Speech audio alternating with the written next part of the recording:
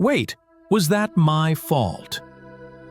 Have you ever walked away from a conversation feeling like your brain just did 3 backflips and landed in a puddle? You're replaying the whole thing in your head like it's game footage. Did I say that? Did they say that? Am I being dramatic? Do I need a nap or a personality reset? And suddenly you're apologizing for something you don't even remember doing. Congrats! You might not be tired, you might be mentally juked. And no, you're not crazy. You're not too sensitive. You didn't wake up today and choose emotional confusion. You might just be dealing with someone who treats conversations like chess. Except you didn't agree to play, and they're hiding pieces under the table. Let's talk about the most common mind games people pull, why they work, and how to spot them before you start questioning your own existence. Gaslighting. Did that even happen? Let's start with the classic, gaslighting.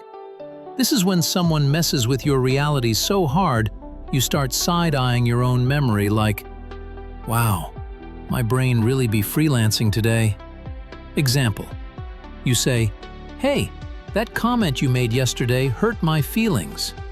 They say, I never said that. You're imagining things. You're always so dramatic.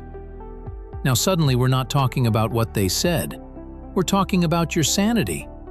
Next thing you know, you're Googling, do I have selective amnesia? Or am I just annoying? That's gaslighting. It's death by 1,000 tiny doubts.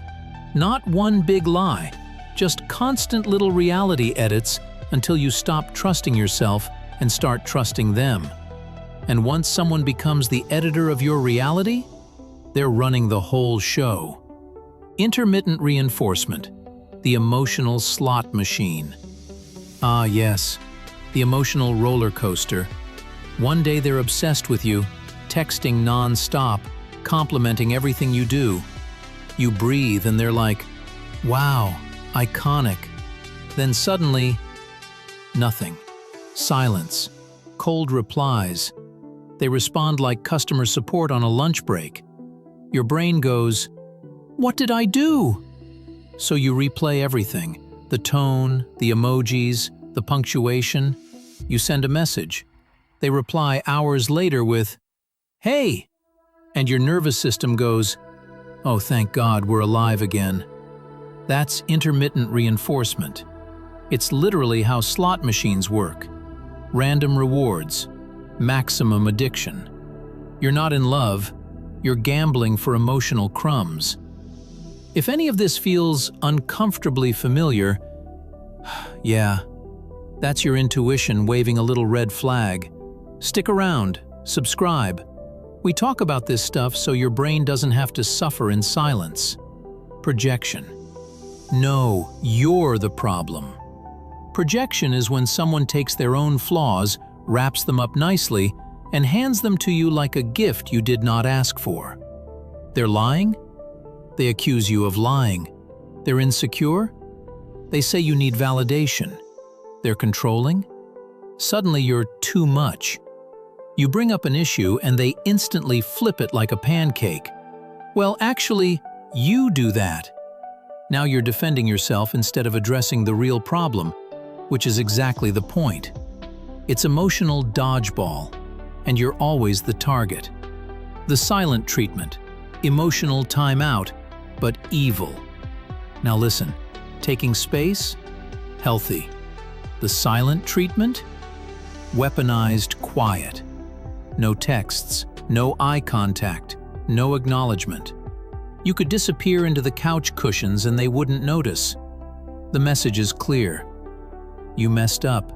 Figure it out. So you panic. You overthink. You apologize. You fold. And the second you do, silence lifts.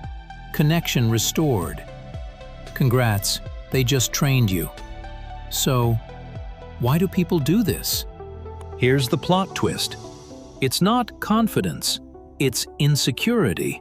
Deep insecurity. People who play mind games don't feel safe being direct. They don't trust intimacy. They don't know how to ask for reassurance, without controlling the situation. So they manipulate, they deflect, they dominate the emotional climate, not because they're powerful, but because they're scared. Here's the good news. Once you can name these tactics, gaslighting, intermittent reinforcement, projection, silent treatment, they lose their power. You stop asking, "What's wrong with me?" and start asking, "Why does this feel like a game?" Healthy relationships don't make you doubt your reality. They don't feel like emotional escape rooms. They don't require you to shrink, guess, or beg. Your clarity? That's your freedom. So, which one hit a little too close to home? Drop it in the comments. You're not alone. And sometimes the most healing thing is realizing, it wasn't just me. Thanks for watching, and trust your brain. It's smart.